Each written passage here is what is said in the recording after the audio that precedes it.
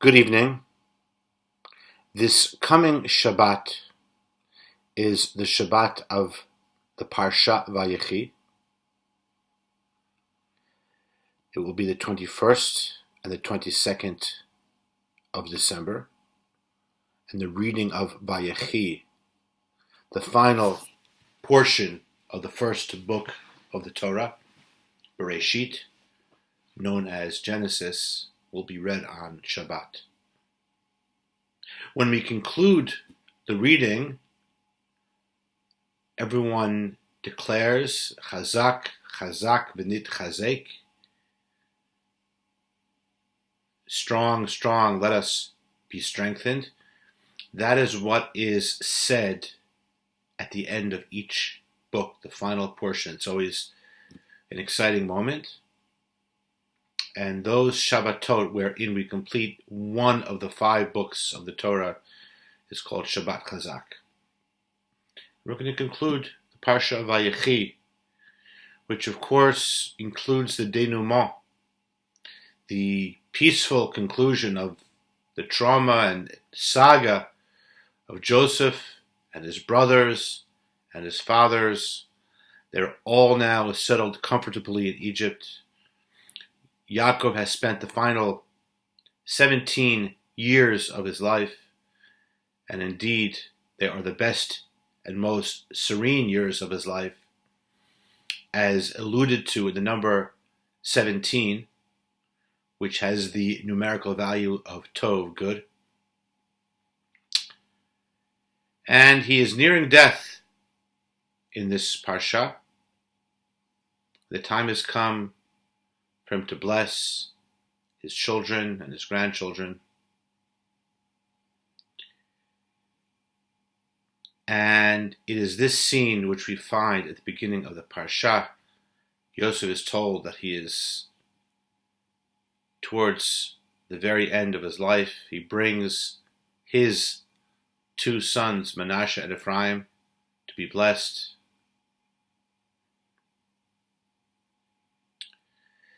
And we read in chapter 48,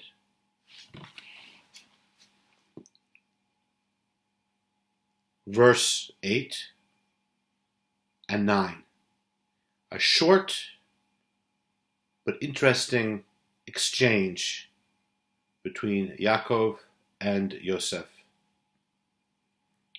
Verse 8, Then Israel saw Joseph's sons, and he said, Who are these? And Joseph said to his father, They are my sons, whom God has given me here.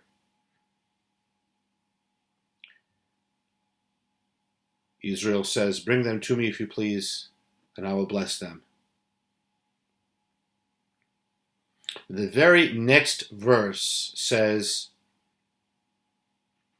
Now Israel's eyes were heavy with age, he could not see. So he brought them near him, and he kissed them and hugged them.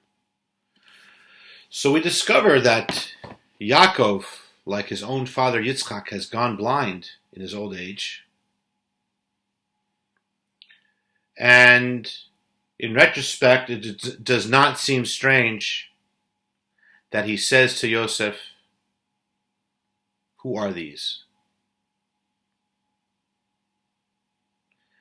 And neither does Joseph's response, They are my sons whom God has given me here. And yet, Rashi, who towards the beginning of his commentary stresses that he always gives the simple meaning of the verses, says something very different, quite a different spin, both on the question of Yaakov, here called Israel, and on the response of Yosef.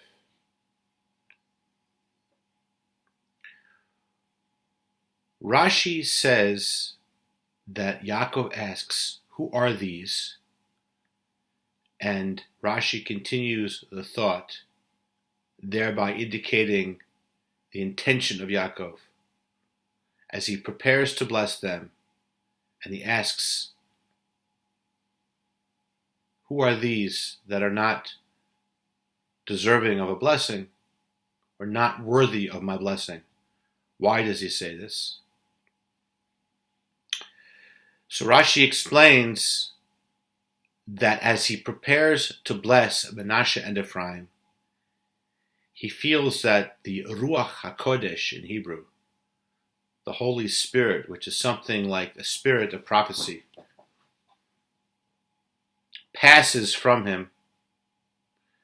Although he does not understand the reason for it, he understands that it would seem that they are not worthy of his blessing.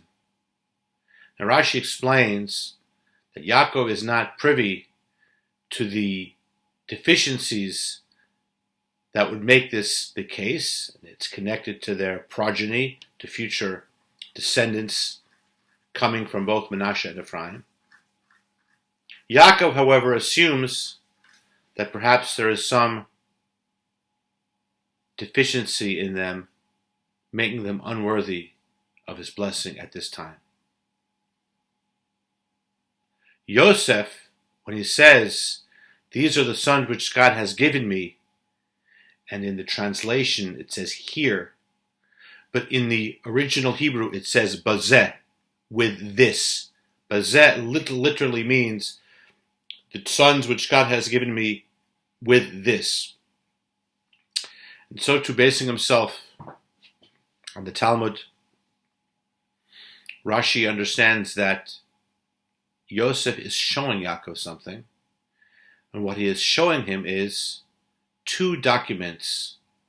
One is a marriage contract, and the other is a ketubah, which is something like a marriage contract, but it is not the contract connected to the actual act of betrothal, but it is a description of the husband's obligations to the wife. As we will see, now normatively it is intimately connected to the marriage, and indeed one should not live with his wife unless she is in possession of the ketubah. And so it is that Yaakov is shown by Yosef. I will use the Hebrew expressions shtar erusin. Shtar means a contract, and erusin means of getting married. And shtar ketubah, and the document of the ketubah, which is the specific outlining of the obligations, financial and otherwise, of the husband to the wife. Now, this may seem a rather strange explanation of what otherwise could be a rather simple exchange of the sight-impaired Yaakov saying, who are these two people? And Yosef simply describing it for him, that they are none other than Manasseh and Ephraim, his two sons. But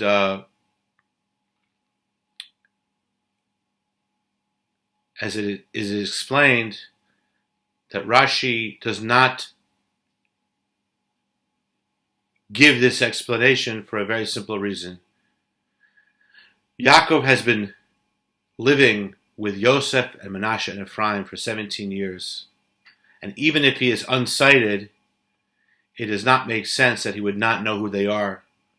We know that people who are unsighted, their other senses are strengthened, and surely it is not logical that he would be unaware of the identity of Manasseh and Ephraim to the extent that Yosef would have to tell him who they are. And so instead, Rashi, basing himself on a Agadata, a Midrashic explanation, says that there's something else here. There's this awareness that they perhaps are not worthy of his blessing. And then there is Yosef's assurance they are in the form of these marriage documents.